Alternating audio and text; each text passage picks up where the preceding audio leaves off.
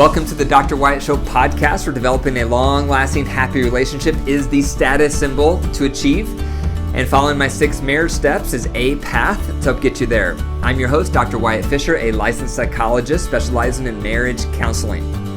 Remember, you can contact me on the Dr. Wyatt Show podcast at any time by calling 720-307-7347 with your marriage question. When you get my voicemail, leave your question, and then I'll respond back to your voicemail on the next Dr. Wyatt Show podcast. The deal of the week is I'm giving away free marriage tools. So to get a free marriage tool, you have to leave a review of my book, The Total Marriage Refresh. You have to go to Amazon, type in Total Marriage Refresh. You'll see my book. Leave a review if you've read it. Take a screenshot of your review, then email me your screenshot to info@drwyattfisher.com. That's info@drwyattfisher.com. Then I'll respond back to your email with your choice of whatever marriage tool you want. I have multiple marriage tools. Each tool is a video of me explaining the tool, demonstrating the tool, unpacking the tool. It's a private video link, so you and your partner can watch that video over and over and over until you gain mastery in that tool. And there's tools for all sorts of things. How to heal resentments, how to cultivate emotional intimacy, how to cultivate sexual fireworks. There's lots of tools. And so you want to gain these tools, and I'm giving them away for free. All you got to do is leave a review of my book, send me the screenshot, and then you'll have access to a free marriage tool. Okay, so today we're going to be talking about 8 ways to light the fire in your marriage. 8 ways. Today is part 1, and then this is a 2-part series, and then the second video will be on part 2. The second podcast will be on part 2 of how to do this. So what am I referring to here? What is fire? Fire is sexual activity. That's what I'm referring to when I say light the fire. The fire is sexual activity. So this part of the podcast is going to address high libido partners. The second part is going to address low libido partners. So this one, high libido partners, listen up, because this one's all for you. So what happens for a lot of high libido partners is we expect the fire, the sex, the sexual contact to happen in a relationship without building the fire. We expect flames. We expect the fire to ignite without us building the fire in the first place. And that's a mistake. And so we need to think about, if I want flames in my relationship, which is sexual activity, if I want flames, if I want fire, I have to be building the fire. You can't expect flames from a fire that is not built. And that's what we do all the time as high libido partners. Because we're married, we feel entitled to sex. And then the sex doesn't happen and we get frustrated. And part of that frustration is because we feel entitled. We're married. We should be having sex. What's the problem? That's how we can feel. But if you take a step back and zoom out and realize, wait a minute, I'm expecting fire without building the fire. And when I say building the fire, think about a literal fire. What do you have to do to a fire before you get flames? You have to build it. You have to get some kindling. You have to get some paper. You have to get some small little logs. You have to light a match a couple times. Maybe you put some starter logs in there as well. It takes a lot of prep. And then maybe the fire starts just a little bit, and then you start blowing on that fire to make the flame bigger, to get stronger. And then a few minutes later, maybe you put on a heavier log and then a heavier one, so the fire gets even bigger. You have to tend the fire. You have to build that fire. You have to pay attention to that fire. Those flames are not going to happen by themselves. Likewise in marriage, sex is not going to happen by itself. It's not going to just spontaneously occur unless you, high libido partner, are building the fire. you're putting the kindling in. You're putting the paper there. You're putting some little logs, some starter logs. You're lighting those matches. You're blowing on the little embers. Then you're putting on some heavier logs to get the fire bigger. Are you doing that? High libido partner, are you listening to me? Are you building the fire? Or are you not building the fire and you just expect the flames? It's not going to happen. So we're going to go through today 4 ways, high libido partners, to build the fire. Number 1, you got to resolve resentments. If you've been married for any length of time, your partner probably has some resentments toward you. You may have some toward them. Resentments are part and parcel to long-term relationships. You got to start there because your partner's not going to want to have sex with you if they have resentments toward you. So you have to start there. Carve out some time with your partner and say, hey, I want to clear the air. I want to sit down and listen to any resentments you may have toward me, as long as you use the Reunite tool to do them. That's one of the tools that you could earn for free if you leave a review of the book. The Reunite tool is the best method, in my opinion, of how to talk through resentments, because your partner will have to express their resentment in a very emotionally safe way that minimizes you feeling defensive and attacked so that you can respond in a very optimal way. So if you have resentments in your relationship, you can kiss sex goodbye. Resentments have to be cleared, and it's not a one and done. I would recommend once a week asking your partner, do you have any resentments toward me that we need to work through? I'm open to that. I want to hear about it. As long as you use the Reunite tool, I would love to hear your complaints. I would love to hear your resentments. And my commitment in return is I want to listen. I want to take ownership for my peace. I'm going to follow the listener steps of the Reunite tool.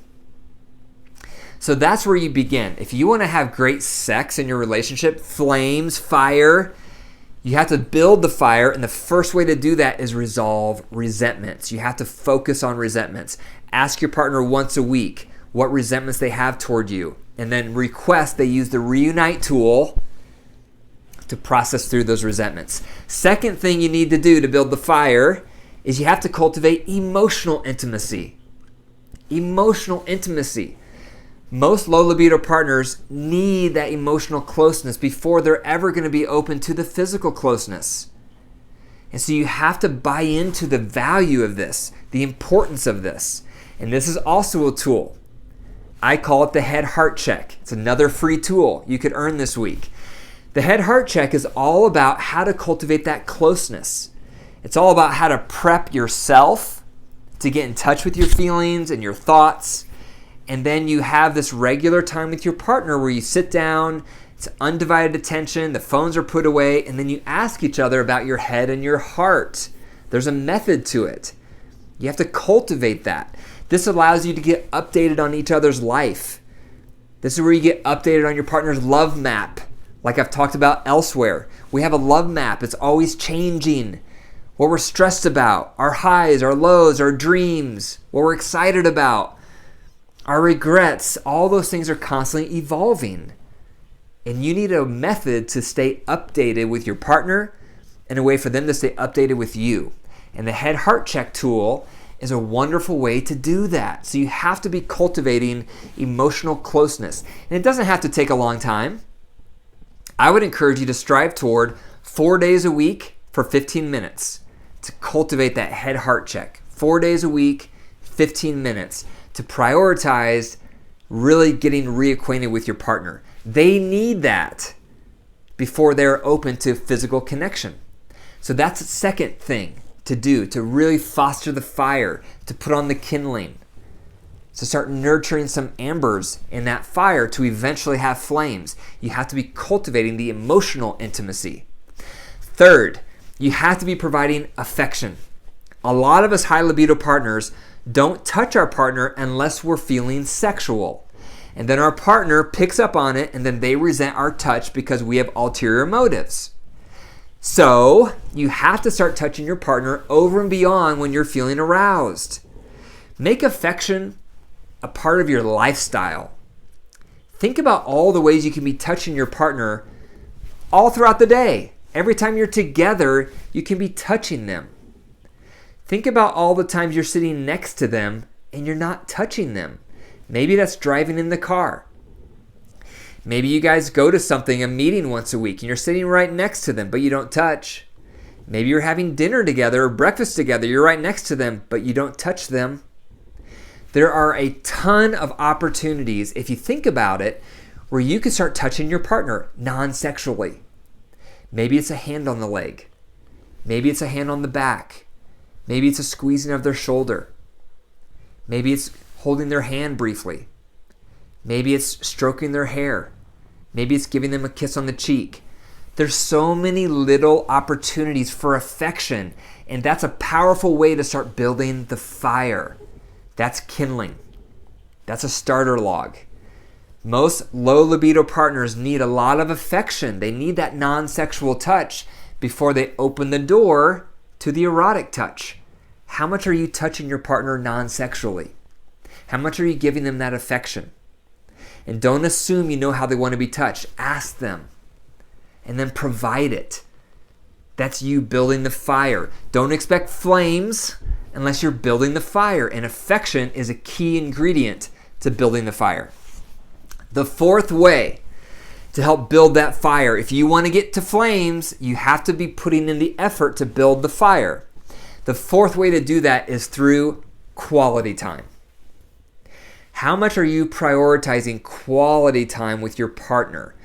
Quality time means you're not with other friends, you're not with your kids, and the screens are off. That's quality time. If you start doing those head-heart checks 4 days a week, that's some quality time right there. But what I recommend to really kick this up is you have to start doing your 2 mini dates a week. And those mini dates can be as short as an hour, all the way up to 3 hours or more if you can. This is quality time. And you may think, what? I don't have time for that. Are you kidding me? 2 mini dates a week? Let me see your phone for a second. Let me see how your phone is spent. On your phone, if I had it in my hand, I could see how many hours a week you are spending on all the different apps on your phone. And I bet you there'd be times that you're spending on your phone that you could cut out and reduce in order to have time with your partner. Look at your Facebook app. Look at your Instagram app. Look at your YouTube app. How much time are you spending on those apps every week? A lot of people, it's hours and hours and hours.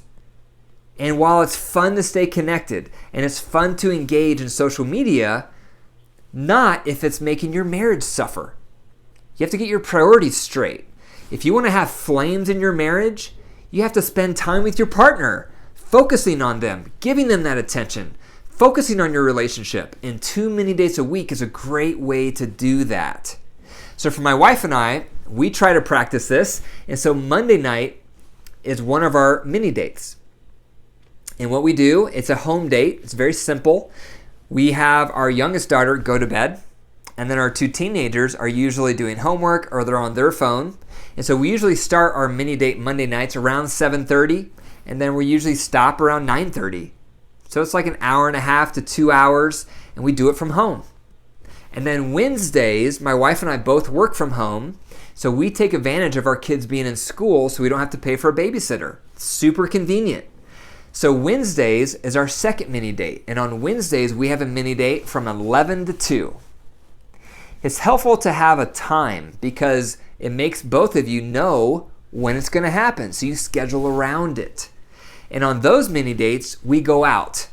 So often we'll do something for fun, like go for a hike or go play Frisbee or go for a bike ride. And we usually go out to lunch and we'll get something to eat. And so you have to have these mini dates. Brainstorm. How can you make this happen in your relationship? How can you prioritize quality time in your relationship? You need it. It's vital. And I recommend in those mini dates to do 4 things. A lot of affection, a lot of emotional intimacy, which is your head-heart check. That can happen in your date.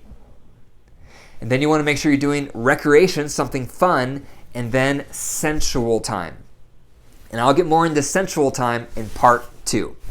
So, if you want flames in your relationship, which is sex and sexual activity, if you want fire, you have to be willing to build the fire first. And those are 4 ways to start building the fire today. Number 1, resolve resentments. Number 2, emotional intimacy. Number 3, affection. And number 4, quality time.